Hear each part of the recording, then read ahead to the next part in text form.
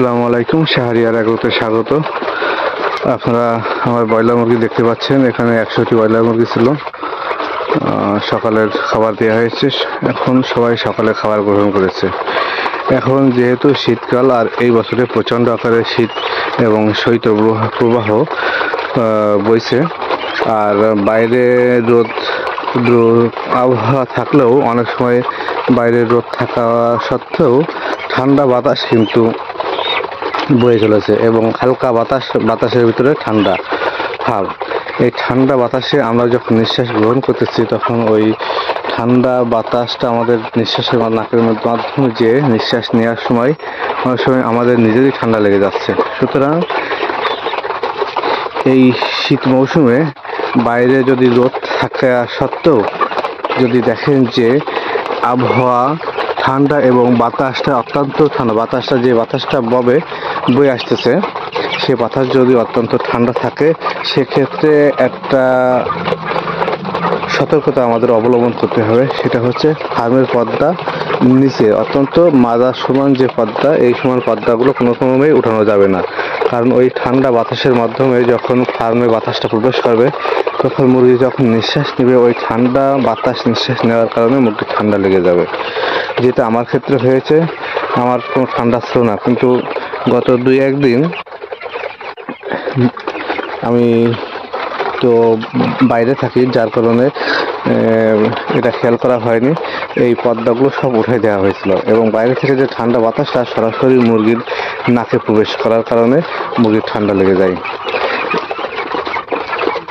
এখন ঠান্ডা অত্যাধিক লেগে গেছে এবং আজকেও এই অত্যাধিক ঠান্ডা লেগে যাওয়ার কারণে সবগুলো মুরগির নিঃশ্বাসের সমস্যা হচ্ছে এবং আজকে একটা বাচ্চা মারা গেছে। বাচ্চাটা দেখাই, এই যে বাইরে রাখা হয়েছে।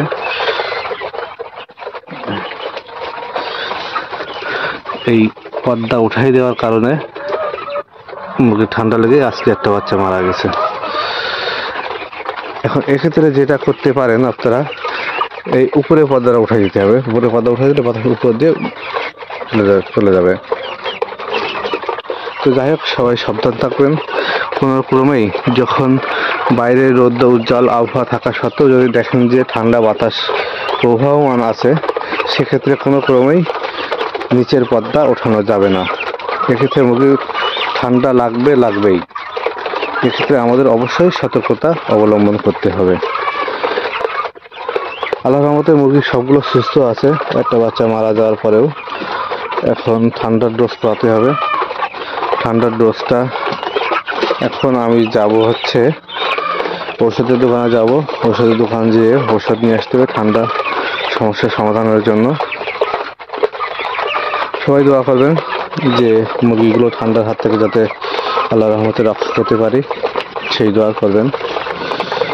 তো সবাই সুস্থ থাকবেন আর সাবধান থাকবেন যে বাইরে ঠান্ডা বাতাস যেন ফার্মের ভিতরে কোনো ক্রমে প্রবেশ করতে না পারে। আর একটা সতর্ক অবলম্বন করতে হবে, লিটারটা অত্যন্ত শুকনো রাখতে হবে। আমার লিটারটা অত্যন্ত ডিসকালার হয়ে গেছে, যেহেতু এটা ওই শিরিষ কাঠের তুষ দেওয়া হয়েছিল, যার কারণে এটা ঝরঝরে আছে। আবার দেখুন লিটারগুলো সব ঝরঝরে আছে, শুকনো আছে, কিন্তু কালারটা একটু ডিসকালার হয়ে গেছে। এছাড়া কোনো সমস্যা নেই।